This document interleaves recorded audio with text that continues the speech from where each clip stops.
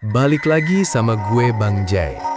Lu pernah dengar nggak peribahasa fitnah lebih kejam dari pembunuhan?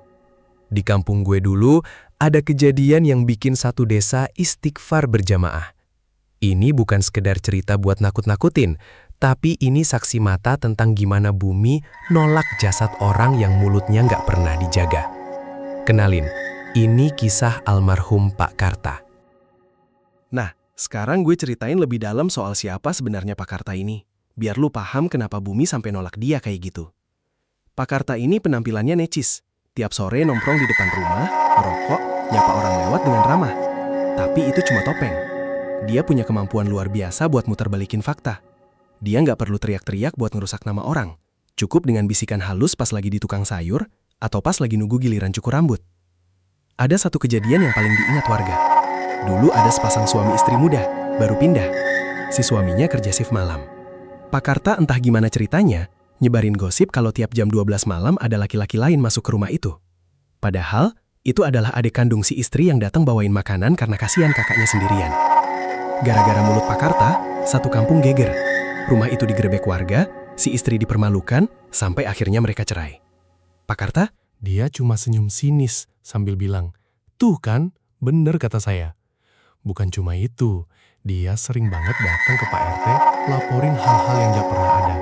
Bilang tetangga sebelah nyimpen barang haram atau adu domba si A sama si B. Alhasil, warga yang tadinya rukun jadi sering berantem. Sampai akhirnya kesehatan dia drop, sakitnya gak lazim. Dia sering ngerasa kehausan luar biasa, tapi tiap dikasih air, dia bilang airnya bau busuk kayak air selokan. Dia teriak-teriak katanya ada bayangan hitam yang narik lidahnya keluar.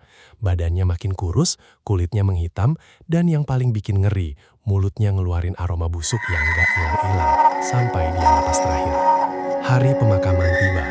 Langit cerah banget, tapi hawa di rumah duka itu rasanya pengap. Keanehan pertama dimulai pas mau dimandikan. Pak Karta yang badannya tinggal tulang itu rasanya berat banget. 4 orang pria dewasa sampai gemeteran pas mau ngangkat dia ke tempat pemandian. Katanya, rasanya kayak ngangkat beban bertonton. Pas di pemakaman, keajaiban yang ngeri terjadi. Begitu keranda ditaruh di pinggir liang lahat, tiba-tiba muncul rembesan air dari dinding tanah. Bukan air bening, tapi air hitam pekat, kental dan berminyak.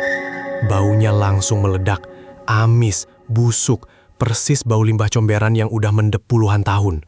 Warga panik, dikuras pakai ember, tapi airnya malah makin deres keluar dari dasar lubang. Padahal lagi musim kemarau. Akhirnya, Ustadz mutusin buat langsung masukin jasadnya. Pas kain kafannya nyentuh itu air hitam, airnya bereaksi kayak mendidih. Bunyi ces kayak daging kena minyak panas. Pas tanah mulai diuruk, dengar suara kayak orang lagi megap-megap dari dalam lubang. Kita semua pucat pasi, nyangkul secepat mungkin karena pengen buru-buru pergi. Setelah tanah rata, kalian pikir udah selesai? Enggak, tanah kuburan Pak Karta itu nggak pernah bisa kering. Walaupun panas terik, tanahnya tetap becek dan ngeluarin bau comberan. Nggak ada satupun rumput yang mau tumbuh di situ. Bahkan burung pun nggak ada yang mau hinggap di nisannya.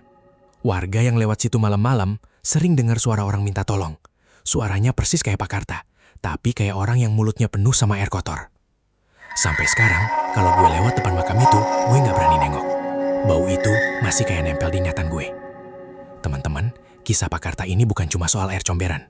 Ini soal gimana cara kita pamit dari dunia ini. Fitnah itu gampang banget keluar dari mulut, atau bahkan cuma dari jempol lu di kolom komentar.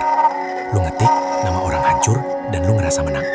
Ingat, setiap kata yang lu karang buat jatuhin orang lain, itu lagi ngebangun waduk air busuk buat liang lahat lu sendiri nanti.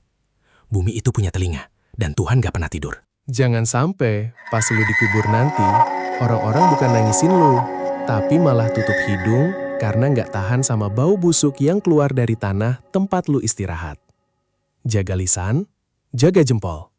Karena apa yang lu sebar sebagai fitnah, bakal balik ke lu sebagai azab. Gue Bang Jai. Pikirin baik-baik sebelum lu ngomong besok pagi. Cabut dulu.